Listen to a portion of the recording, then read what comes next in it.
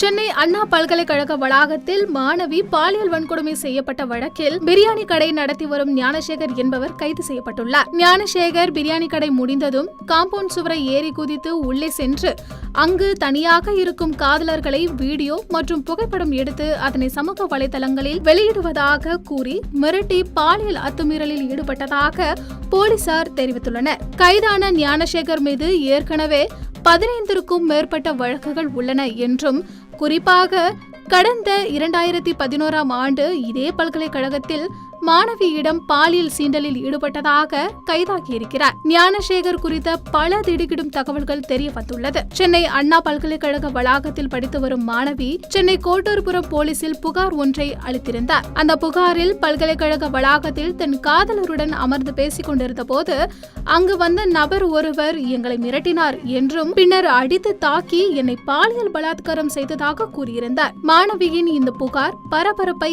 ஏற்படுத்தியது. இந்நிலையில் இது தொடர்பாக சென்னை கோட்டூர்புரத்தைச் சேர்ந்த ஞானசேகர் என்பவரை தனிப்படை போலீசார் கைது செய்தனர். அவரிடம் போலீசார் விசாரணை மேற்கொண்டனர்.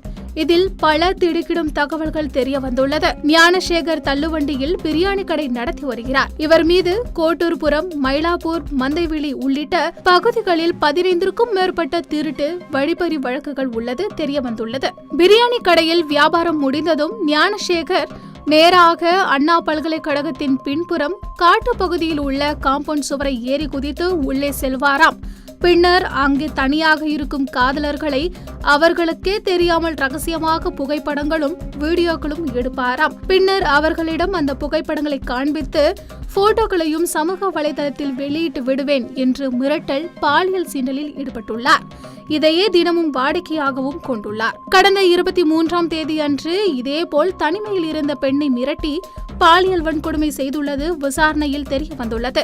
மேலும் 15க்கும் மேற்பட்ட புகைப்படங்கள் அவரது செல்போனில் இருந்துள்ளது. இதையடுத்து போலீசார் ஞானசேகரிடம் தீவிர விசாரணை மேற்கொண்டுள்ளனர். கோட்டூர்புரம் AWPS-இல் வழக்கு பதிவு செய்யப்பட்டு புலன் விசாரணை செய்யப்பட்டு வருகிறது. காவல் அதிகாரிகள் பல்கலைக்கழக உள்புகார் குழுவில் ஒத்துழைப்புடன் விசாரணை செய்து வருகிறார்கள்.